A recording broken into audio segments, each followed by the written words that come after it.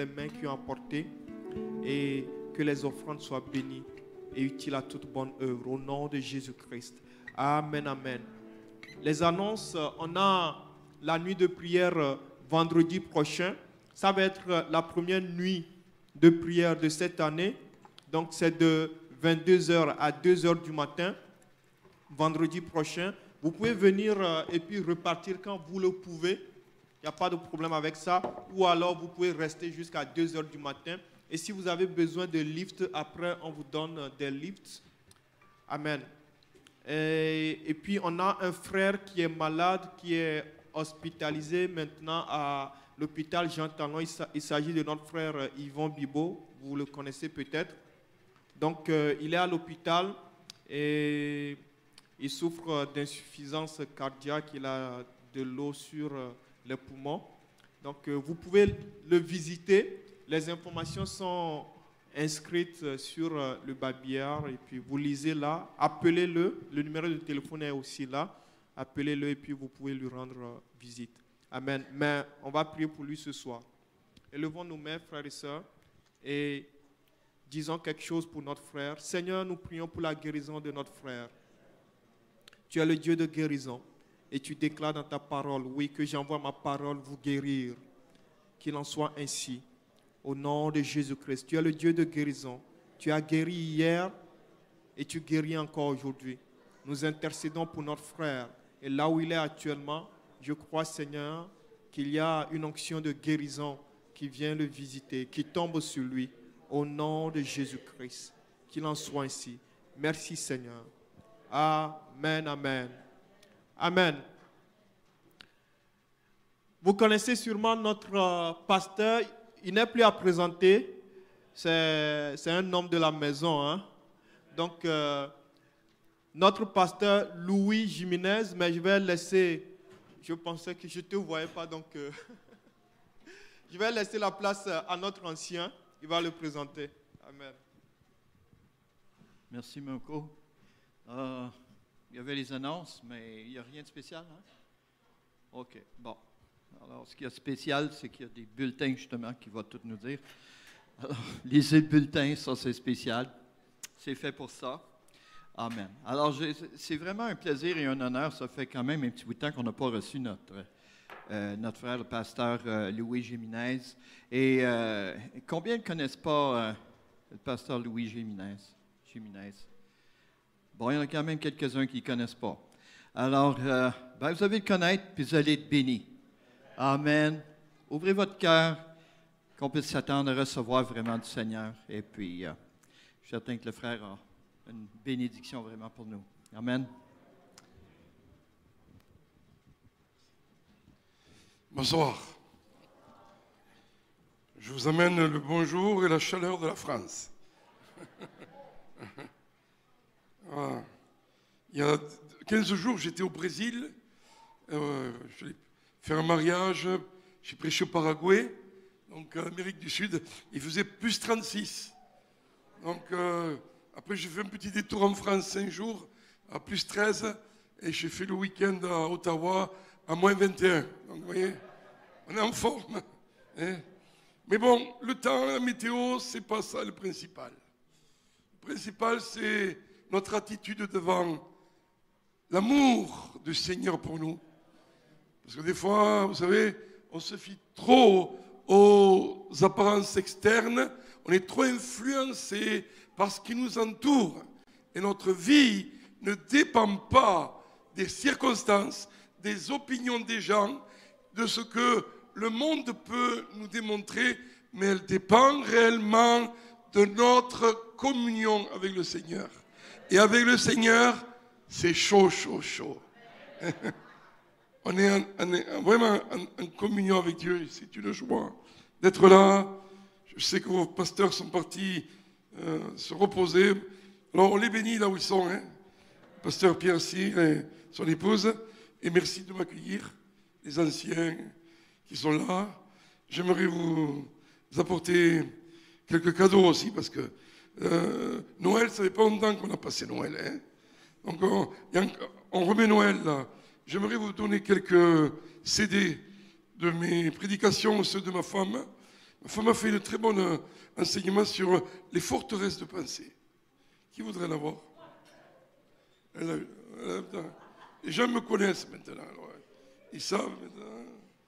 Là, allez. Je te le donne. C'est 7 étapes pour la double onction.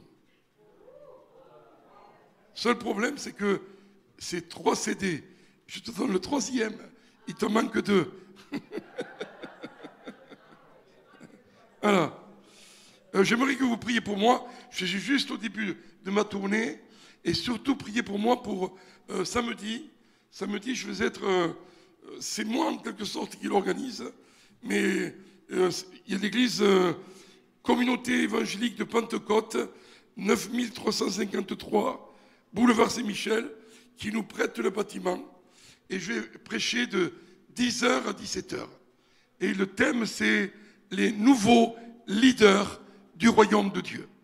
Dieu lève une nouvelle génération d'hommes, de femmes, de jeunes qui ont comme ambition, pas de bâtir leur petit royaume, mais ils sont vraiment en train de construire le royaume de Dieu. Alors si jamais vous ne savez pas quoi faire, vous vous embêtez samedi, venez boulevard Saint-Michel. Vous serez bienvenus, d'accord? L'invitation, je vous la fais pour bâtir votre vie. Le thème de ma soirée ce soir est le suivant. Une rencontre avec Dieu peut transformer ta destinée. Si nous avons une rencontre authentique avec le Seigneur, nos vies vont changer et nos vies vont partir pour accomplir la destinée, la mission pour laquelle Dieu t'a mis sur cette terre. Donc, j'ai commencé à voir certains personnages de la Bible et je me suis rendu compte toujours, rencontre, destinée, expérience avec Dieu, mission. C'est pas juste une rencontre pour une rencontre. On s'est fait du bien le mardi soir, la louange c'était formidable. Merci pour nos amis qui nous amènent dans la louange. Il nous faut des adorateurs. Il nous faut une génération d'adorateurs. Il nous faut des hommes et des femmes qui savent nous introduire dans le lieu très saint de la présence de Dieu. Mais ça ne suffit pas de vivre la présence de Dieu si après je ne la manifeste pas dans l'accomplissement de ma destinée. Parce que sinon, nous serions égoïstes. Et Dieu ne veut pas. Donc, une nouvelle rencontre, elle a un but précis. Elle va avoir parfois une nouvelle profondeur ou une nouvelle hauteur dans des dimensions nouvelles de la connaissance de Dieu, de l'intimité avec Dieu. Elle va te rendre plus fort. Dans l'épreuve, cette rencontre, elle va t'amener à connaître la nature de Dieu et tu ne vas pas vaciller. C'est pour cela que beaucoup de chrétiens qui n'ont pas cette rencontre au quotidien sont souvent ballottés à droite et à gauche. Mais ce soir, vous êtes venus parce que vous avez envie d'une nouvelle rencontre. Amen. Jésus devient plus réel, plus vivant dans une nouvelle rencontre. Le Seigneur, là, est en train de nous rendre plus forts. Je me suis dit, Seigneur, mais quel est le but final de la rencontre? Et c'est le mot transformation. Jésus veut transformer son Église, son peuple, ses ministères. Et la Bible dit, jusqu'à ce que Christ soit formé en nous, Galates 3, 19. Donc, dans la rencontre avec Dieu, nous allons être transformés de gloire en gloire, jusqu'à ce que Christ soit formé en Louis, soit formé en mon frère Claude et une sœur là-bas. Emmanuel. Le but de Dieu dans la rencontre, c'est que Christ soit formé en nous. Je vais vous donner quelques exemples de l'Ancien Testament et du Nouveau Testament. Premier personnage, Abraham. Genèse, chapitre 12, 1 à 4. Abraham rencontre Dieu et Dieu lui dit, va, quitte ton pays, va, quitte ta famille, va, quitte ta patrie, va, quitte. Pour aller dans le nouveau de Dieu, il faut quitter. Dis avec moi, quitter. Quitter. Pour bien commencer l'année 2018, il faut quitter 2017. Oui? Donc il faut quitter la tristesse de 2017, les moments douloureux de 2017, les habitudes qui n'ont porté aucun fruit en 2017 ne les emportent pas en 2018. Tu comprends? Il faut réellement qu'il y ait une coupure, que nous lâchions pour entrer. Abraham, il va devoir quitter Ur en Chaldée, sa petite ville, où son avenir était brillant, où son père avait prévu vraiment son avenir pour entrer dans la destinée de Dieu. Et j'aimerais vous dire et vous convaincre que la destinée de Dieu, c'est 10, 20, 30 fois meilleure que tes petits plans. Quand il lui dit quitte tout, il lui dit je ferai de toi Abraham, une grande nation. Abraham, je te bénirai. Et qui ne veut pas être béni de Dieu? Pas une bénédiction, la bénédiction, celle qui n'est suivie d'aucun chagrin. Et je rendrai ton nom grand. Mais la fin, c'est que tu seras une source de bénédiction. Tu es béni pour bénir les autres. Tu es arrosé pour arroser les autres. Tu montes pour en amener d'autres avec toi. Mes frères et mes sœurs, et Abraham, dans la rencontre, il écoute ou il n'écoute pas? Il écoute, oui, et il s'en va. Il commence à être béni. La Bible dit qu'il devint très riche, 13:2. Mais à un moment donné, Abraham va faire des erreurs. Il a peur qu'on lui pique sa femme. Il dira, c'est pas ma femme, c'est ma sœur. Il ment. Mais est-ce que Dieu rejette Abraham? Non, Dieu ne rejette pas Abraham. J'ai un livre nouveau que j'ai là, les 2 types de justice, de Kenyon. La justice selon l'homme, que tu te fabriques, tu essaies de faire des efforts par ta propre justice, de mériter le Seigneur. Nous ne méritons rien, parce que la deuxième justice, la véritable justice, c'est la justice selon Dieu. Christ a été fait justice pour moi. Au travers de Christ, je suis rendu juste. Plus de honte, plus de culpabilité. C'est fini. Vivons dans la justice de Dieu et pas dans la condamnation. Mes frères et mes sœurs, Abraham va être pardonné par Dieu. Il continue. Il aura une nouvelle rencontre avec un homme, 14-18, Melchisédek, le roi de la justice, qui est une présentation de Christ. Et là, il va avoir une rencontre. Cette rencontre va l'amener à lui donner son argent, sa dîme. Il n'avait jamais entendu parler de dîme. Ce n'est même pas connu à l'époque. Mais il fait un pacte avec Dieu. Il donne à Dieu. Dans une rencontre avec Dieu, tu t'engages. S'il n'y a pas d'engagement, ce n'est pas une rencontre. Et regardez ce que dit la parole du Seigneur. Tu es béni, Abraham. De nouveau, Dieu répète par Melchisédek la bénédiction.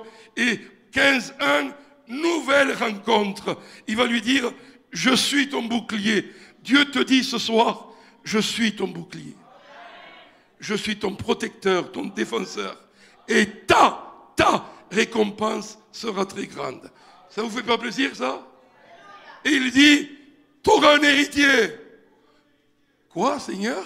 Moi, à mon âge, ma femme, c'est pas possible. Je te dis, tu auras un héritier. Mes amis, les promesses de Dieu, elles dépassent l'intelligence des hommes, l'esprit cartésien des hommes. C'est pour cela qu'à un moment donné, il dira, y a-t-il rien de trop difficile pour moi? Oui ou non? C'est pour ça que Jésus dira, rien n'est impossible à Dieu. Et mes frères et mes sœurs, les rencontres vont se succéder. Et à un moment donné, il fait une erreur, Abraham. Il écoute sa femme lui dit, par moi tu n'auras pas l'héritier, mais va vers Agar. Et là, il couche avec la servante. Ismaël va naître, le prince des Arabes va arriver. Et à partir de là, jusqu'à ce jour, il y a guerre entre musulmans et juifs par une erreur d'impatience. Faisons attention de ne pas aller trop vite. Faisons attention que par nos impatiences, nous n'attendions pas l'heure H de Dieu. la rencontre juste que Dieu nous dit, c'est le moment, vas-y. Faisons attention que dans nos rencontres, nous écoutions Dieu, mais à un moment donné, dans l'obéissance, nous mettions de côté cela et par nos impatiences, nous désobéissons au Seigneur. Mais Dieu va récupérer Abraham. Gloire à Dieu. Dieu est le Dieu de la seconde chance. Et à 100 ans, un jour, il va avoir entre ses mains Isaac. Isaac veut dire le rire de Dieu, le sourire de Dieu. Je te prophétise que le rire de Dieu arrive dans ta vie. Je te prophétise qu'un Isaac arrive. Je te prophétise qu'il y aura une nouvelle rencontre avec Dieu. Il y aura, oui, des nouveaux combats, mais des nouvelles victoires. Oui, il y aura des nouvelles moissons. Oui, il y aura des nouvelles récoltes. Oui, il y aura Jésus glorifié dans ta vie. Ah, Isaac est arrivé. Et dans cette rencontre, Dieu va vraiment combler le cœur d'Abraham et de Sarah. Mais à un moment donné, Dieu lui dit, tu sais, je veux Isaac pour moi. On est compte. Et que fait Abraham? Me voici, Seigneur, je te donne Isaac. Il part à Morija, il monte la montagne. À 3 fois, Dieu lui parle. Et regardez chaque fois ce que dit Abraham. Me voici, Seigneur. Me voici, Seigneur. Seigneur, tu vas, Isaac, me voici. Seigneur, me voici, me voici. Vous savez ce que Dieu aime? Dieu est plus intéressé par notre disponibilité que par nos capacités. Je connais des gens très capables dans le ministère, aussi bien pasteurs anciens, et on avait vu des gens extrêmement, vraiment intelligents et qui avaient un avenir, mais ils étaient très peu disponibles pour l'œuvre de Dieu. J'étais pasteur pendant 19 ans et je me suis rendu compte de cela. Et des fois, c'était les gens qui étaient disponibles. Des gens, on ne pensait pas à eux et Dieu s'est servi d'eux remarquablement. Les autres, ils étaient très bien, très capables, très bien le dimanche, mais très peu engagés dans le service de Dieu. Dieu cherche ta disponibilité. Et à un moment donné, Abraham dit, voici mon fils, il est à toi. Vous savez ce que j'ai compris dans mes années de vie chrétienne? C'est que nous avons tous des Isaac. Quelqu'un qui nous est précieux. Et à un moment donné, Dieu te dit, Louis, donne-moi ce que tu as de plus précieux. Donne-moi ce que tu tiens le plus. Donne-moi cette chose que tu sers au fond de toi. Et si je ne suis pas le Seigneur de tout, je suis le Seigneur de rien dans ta vie. Des fois, vous savez où Dieu m'a amené? Louis, je veux ton ministère. Je veux que tu déposes ton ministère. Je ne veux pas que tu commences à penser et à dire que tu es grand et puissant. Je te le donne et j'ai dû donner mon ministère, mon temps, afin que Dieu fasse de moi autre chose. Il m'amène dans une autre dimension, dans d'autres champs, que de rester simplement dans une église locale. À l'époque où j'avais un super salaire, tout allait bien, et Dieu me dit, il faut aller dans les nations, faire des disciples, élever une nouvelle génération, et sortir un peuple du désert de la religiosité, de la murmure et de la compétition, pour l'amener dans le pays de la promesse, pays de la liberté, de l'unité. Mes frères et mes sœurs, il est temps que nous entendions la voix de Dieu dans une rencontre avec Dieu, et que cela nous amène à dire, me voici, et que nous lui donnions notre Isaac. Et Dieu va rendre à Abraham son Isaac. Et par lui, la descendance à venir. Le Dieu d'Abraham, d'Isaac et de Jacob. Et ce soir, j'aimerais te le dire, Jacques 2, 23, Abraham fut appelé l'ami de Dieu. La première rencontre que je viens de vous dire, Abraham, c'est la rencontre de l'alliance. Une alliance avec Dieu, mais aussi une alliance d'amitié avec Dieu. J'aimerais que nous fassions ce pacte avec Dieu ce soir. Je m'unis avec toi, je m'engage avec toi. Et Seigneur, je veux être considéré comme ton ami. Ton ami, qui veut être l'ami de Dieu ce soir? Dieu a des amis ce soir ici. Et la Bible dit qu'il nous appelle plus serviteurs, il nous appelle amis. Et à ses amis, il confie ses secrets. Second, c'est Moïse. Moïse, 40 ans en Égypte, bien formé à l'école d'Égypte. 40 ans dans le désert, à s'occuper des chèvres de son beau-père. 80 ans C'est long, 80 ans. Mes amis, il faut du temps à Dieu pour former des hommes et des femmes. Dieu, ce n'est pas du spontané. On est dans l'instantané ici, dans notre siècle. Dieu prend du temps. Il forme un vase. Il l'amène à la maison du potier. Et là, il est capable de détruire, de reformer. Parce qu'il veut un nouveau vase. Et Moïse est en train d'être formé. Et à 80 ans, mes amis, il est en train de s'occuper des chèvres du beau-père. Et tout d'un coup, il voit un buisson. Le buisson qui ne se consume point. La Bible dit, il se détourna. Il est grand temps que, des fois, nous nous détournions de nos activités quotidiennes pour aller à la rencontre de la présence. Parce que le buisson brûle encore. La présence de Dieu, elle est réelle aujourd'hui. Dieu cherche des hommes et des femmes qui cherchent sa face. Cherche sa face. Frappe, on va t'ouvrir. Dieu cherche des passionnés, pas d'un programme, mais de présence de Dieu. Et là, Dieu lui parle.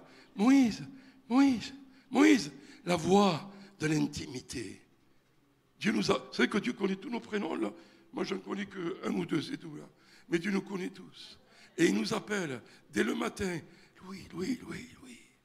Viens avec moi un peu. Mais Seigneur, j'ai toutes les activités. Je suis déjà parti, là. Non, non, non, Louis, Louis.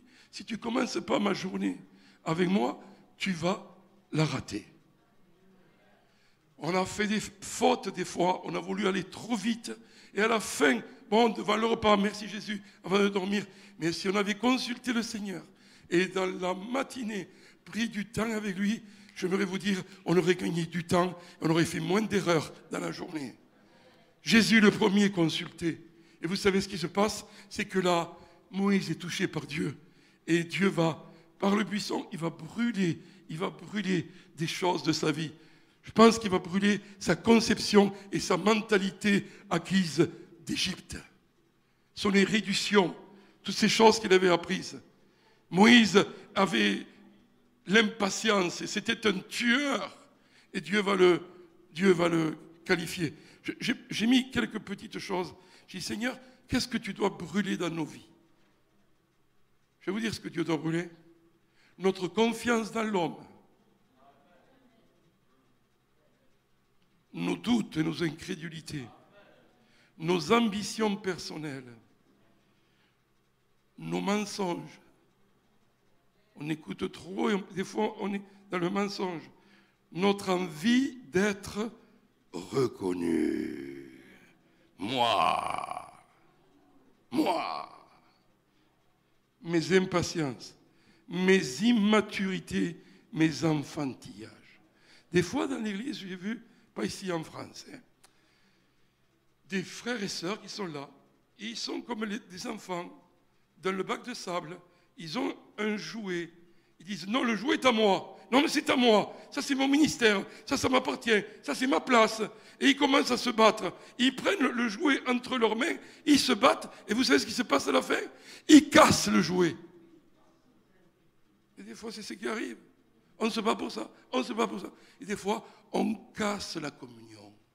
On casse l'unité. Mes frères et mes sœurs, soyons matures en 2018.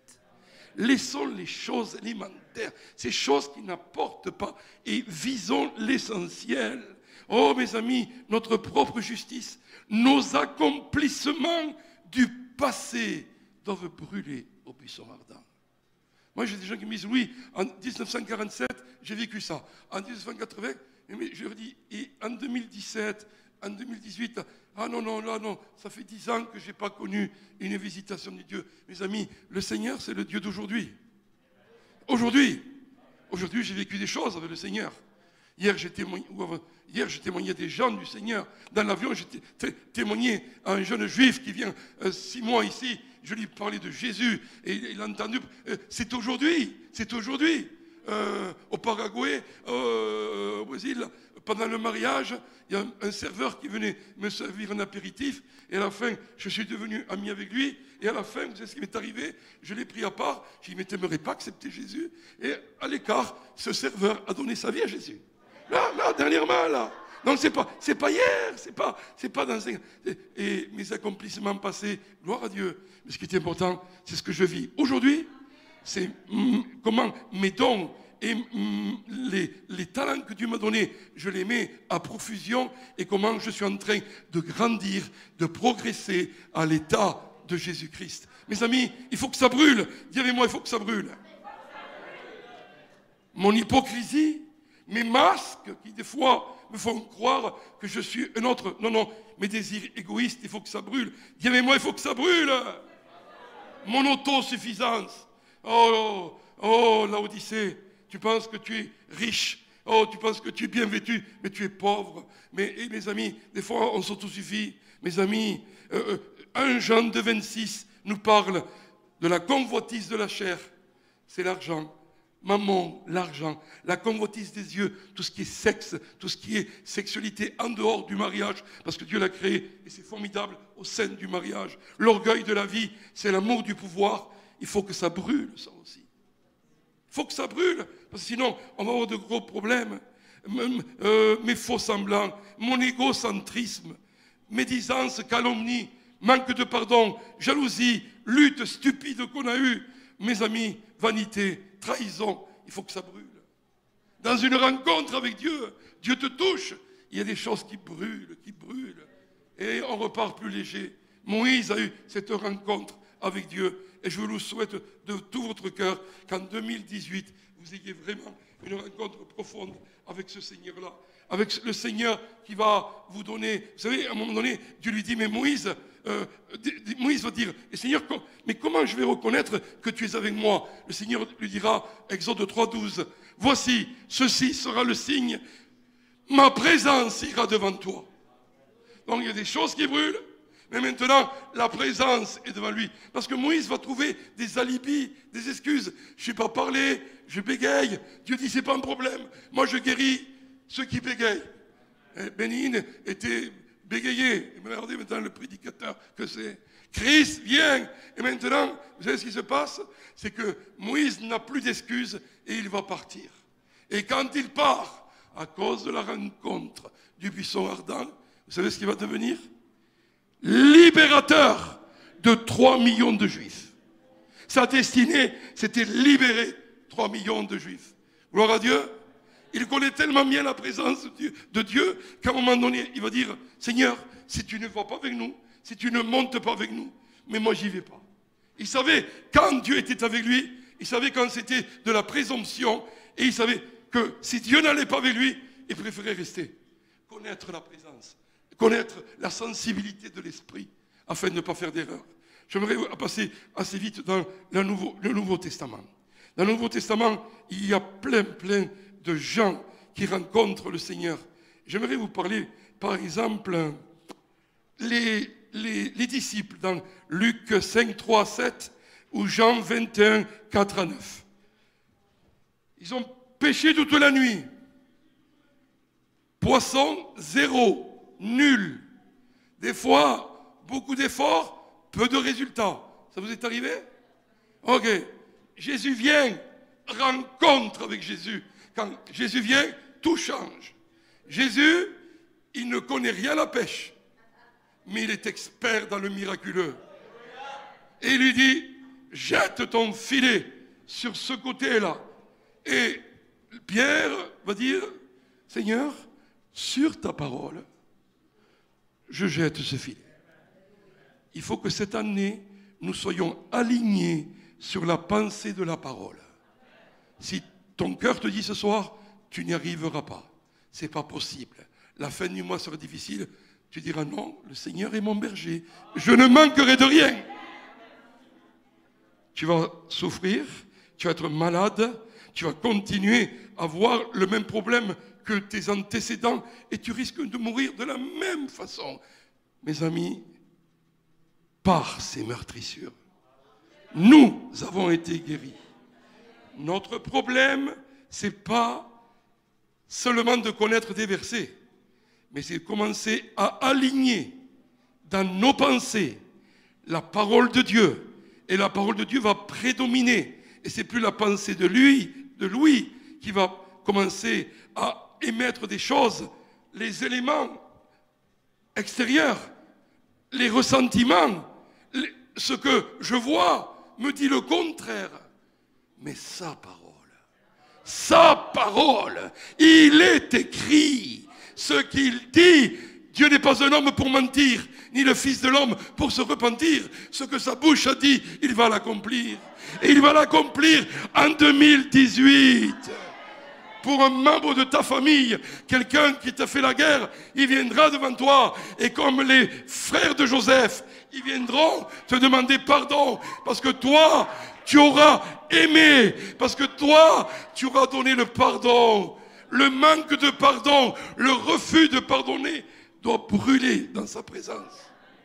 Mes frères et mes sœurs, le miraculeux est là. Ils le font, ils tirent tellement que le filet craque. 153 poissons, pêche miraculeuse.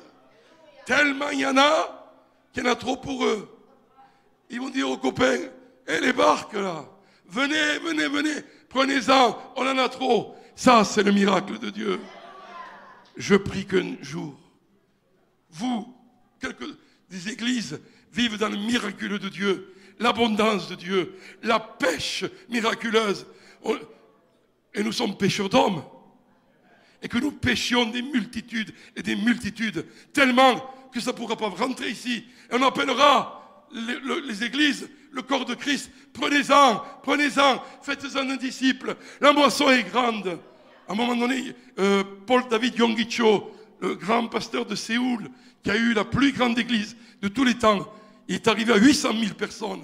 À un moment donné, ils étaient 150, 200 000. Ils sont passés à 300 000. C'est ce qu'il a dû faire un dimanche. Il a donné 100 000 de ces chrétiens à toutes les églises environnant Séoul. Le royaume de Dieu, la puissance de Dieu, le miraculeux de Dieu. Allons en son nom et commençons à vivre ce miraculeux de Dieu. Est-ce que vous le croyez? Oh, et vous savez ce que disent les apôtres en voyant Jésus? Ils vont dire, et c'est la rencontre, c'est le Seigneur. C'est le Seigneur. Parce que au début, ils ne le reconnaissent pas. Ce n'est pas le Sauveur, c'est le Seigneur. C'est le Seigneur dans le grec, le Kyrios. C'est le propriétaire, c'est le maître, c'est l'autorité maximale. L'Église doit rencontrer Jésus comme Seigneur et qu'il puisse dire, tu es le propriétaire, tu es mon autorité, tu es celui à qui j'appartiens, tu parles et j'obéis, Seigneur. L'Église doit vivre avec le Seigneur des Seigneurs. Mes amis, encore une rencontre que j'ai vue, c'est celle des deux femmes, la femme pécheresse et Marie, dans Luc 7, 36 à 48, et dans Jean 12, 1 à 8. Il semble bien que ce soit deux femmes différentes, mais les deux ont la même disposition de cœur. Je prends la première de Luc 7, 36 à 48. Une femme pécheresse. Elle était connue dans la ville, une femme prostituée. Mais elle entend que Jésus est là, et son cœur est touché par Jésus. Elle entre dans la maison d'un pharisien qui s'appelait Simon. Et Simon le voit. Elle rentre. Et cette femme, elle commence à se jeter aux pieds de Jésus. Elle pleure sur les pieds de Jésus. Elle sèche les larmes avec ses cheveux. Et à un moment donné, elle a un parfum de grand prix. Elle le casse. Elle embaume la maison. Elle embaume le corps du Seigneur. Et Simon, qu'est-ce que ce désordre? C'est quoi ce désordre? Vous savez, c'est comme si quelqu'un vienne ce soir, il nous fasse, et tout d'un coup, il met un peu de désordre. Des fois, ça nous fait un peu de bien, le désordre de Dieu. Et Simon la juge. Mais il ne sait pas que cette femme est pécheresse. Vous savez, Jésus était accessible par tout le monde. Jésus était approchable par tout le monde. Il touchait même les lépreux. Et le Seigneur va lui dire, si vous continuez, toi Simon, quand je suis arrivé, tu ne m'as pas donné à boire, tu ne m'as rien donné, tu ne m'as même pas lavé les pieds. Parce qu'à l'époque, lorsque les gens venaient de l'extérieur, les doulos, les esclaves, viennent laver les pieds. Et quand Jésus lave les pieds des disciples, il dit, moi je suis le doulos, le plus petit des esclaves, et je vous lave les pieds. Ça, c'est l'humilité de Jésus, mes amis. Et cette femme, elle fait exactement pareil. Elle commence à... et elle l'embaume. Vous savez ce que dit le commentaire? Elle a donné un parfum qui coûtait 12 mois de son salaire. Votre salaire, multiplié par 12, mes amis, ce jour-là, voilà l'offrande qu'a fait cette femme. C'est pourquoi? Parce qu'elle avait été tellement pardonnée, qu'elle avait tellement aimé. Elle aimait. Dieu lui avait tellement... Et l'autre la juge. Mais ce que dit le Seigneur, cette histoire-là, on la racontera. Et même un mardi 16 janvier 2017, à la Bonne Nouvelle de Montréal, on parlera encore d'elle. Mais toi, Simon, on ne se rappellera plus de toi. Pourquoi? Parce que cette femme, elle a rencontré Jésus. Cette femme, elle était aux pieds du Seigneur. Elle embrassait le sauveur de sa vie, celui qui lui avait enlevé tous ses péchés, celui qui avait fait d'elle une nouvelle créature. C'était son ami. Cette rencontre a changé sa destinée. De pécheresse, elle est devenue une amie du Seigneur. J'aimerais finir par une autre. Je n'ai pas le temps de faire tout. J'ai le CD, donc je fais tout, mais je n'ai pas le temps ce soir. J'aimerais vous parler de la rencontre de Jésus avec son Père. Dans Matthieu 3, 17 et Matthieu 17, 5. Matthieu 3, 17. Matthieu 17, 5. Jésus entre dans les eaux du Jourdain. Jean le Baptiste arrive. Et voici le baptême du Seigneur. Une colombe descend. Mais les cieux s'ouvrent. Et tout d'un coup, la voix du Père d'amour se fait entendre. Celui-ci est mon fils bien-aimé, en qui j'ai mis toute mon affection. Une version dit ceci: celui-ci est mon fils bien-aimé, qui a toute mon approbation. Dieu se déclare à 100% pour son fils. Il affirme qu'il est le fils de Dieu, il est le fils de l'homme. 100% homme, 100% Dieu. Et en tant que 100% homme, il avait besoin d'une affirmation pour aller et exercer le ministère. Après ceci, il va aller enseigner dans les synagogues, prêcher la bonne nouvelle, chasser les démons, faire une équipe de disciples. Il fallait que quelqu'un l'affirme. Et vous savez qui l'affirme? Son Père. J'aimerais que nous ayons tous une rencontre avec Dieu, où Dieu nous affirme. Et ce soir, il t'affirme, il te confirme. Tu es ma fille, tu es ma fille, tu es mon fils, tu es mon fils, en qui je mets toute mon affection. Tu es à moi, tu n'es pas un bâtard, tu n'es pas illégitime, tu m'appartiens, tu es la prunelle de mes yeux, tu es à moi. Et quand tu es affirmé par lui, et tu sais qu'en toi, il a mis toute son affection. Alors, vous savez ce que vous pouvez dire? Père, tu es le Père que j'ai toujours rêvé. Il ne ressemble à aucun de nos pères terrestres.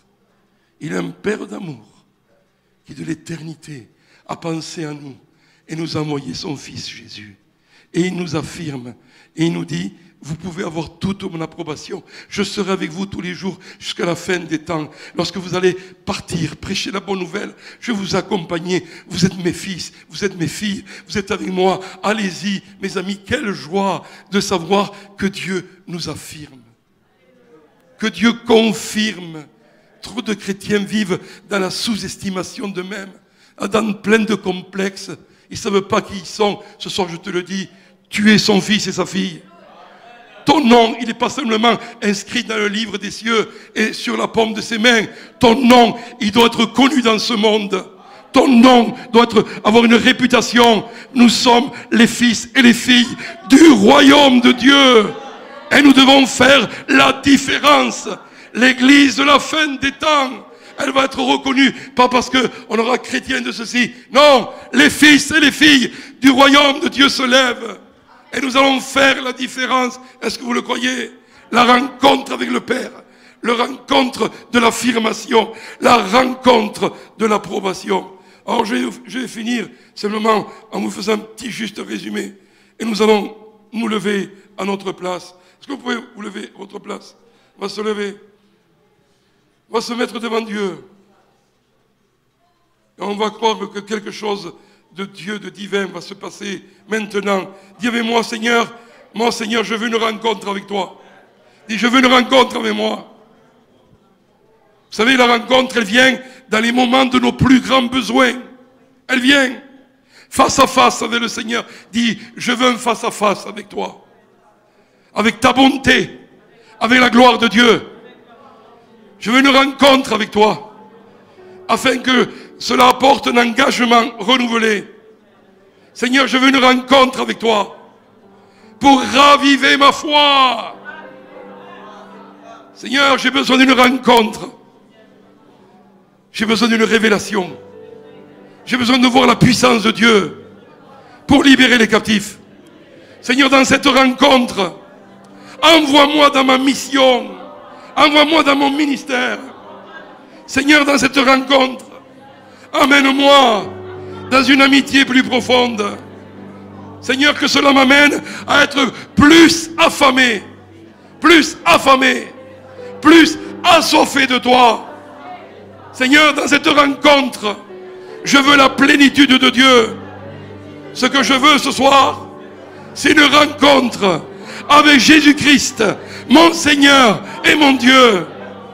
Oh oui, Seigneur, parce que sans cette rencontre, ma vie représente des œuvres mortes, ma vie n'a pas de passion, ma vie a des formes religieuses, mais avec une rencontre, j'ai la vie, la puissance du Saint-Esprit. Seigneur, donne-moi une rencontre.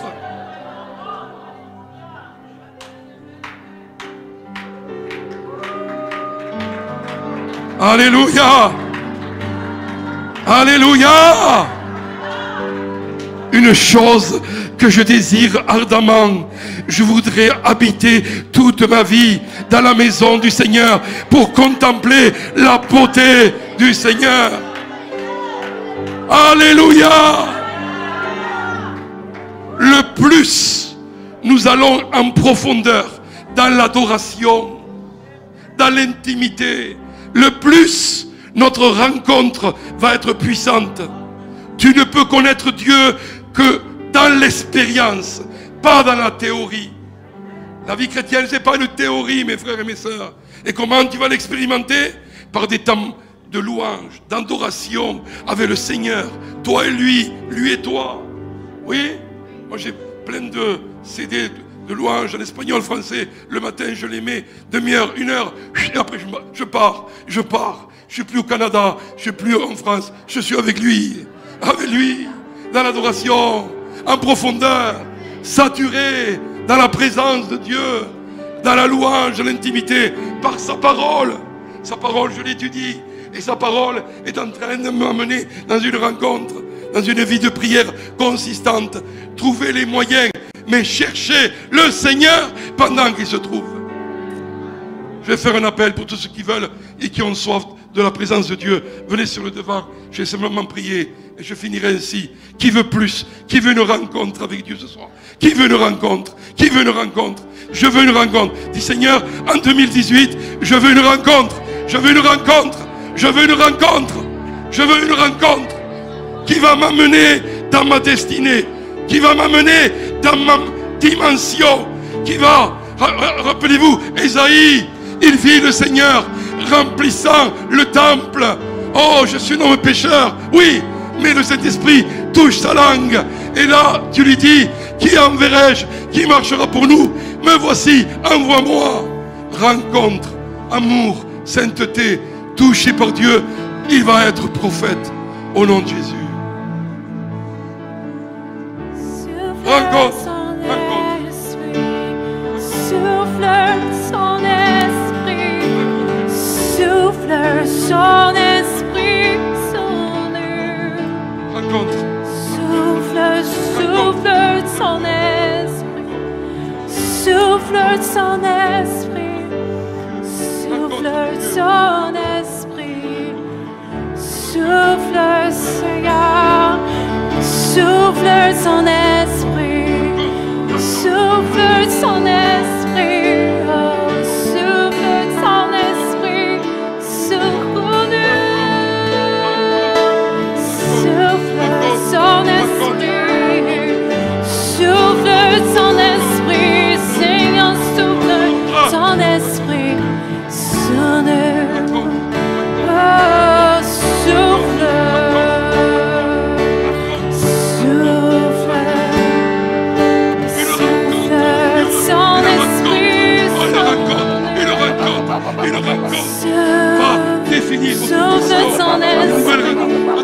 suite, vous Souffle allez son rencontrer de façon esprit. nouvelle.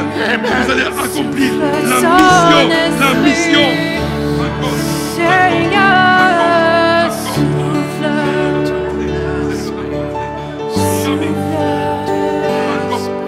Il souffle.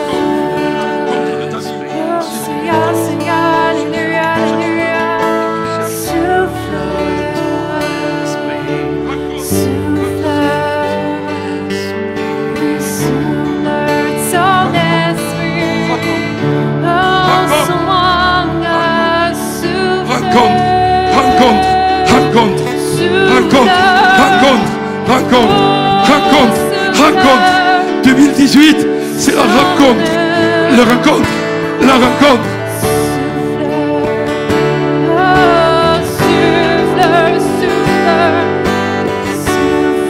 Rencontre, Alléluia. rencontre. Dieu est en train de toucher les gens. Je vais finir, pendant que nos frères jouent tranquillement, par une histoire réelle.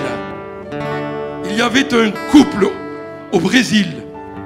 Le mari n'était pas chrétien, elle était chrétienne. Et ils avaient un chien.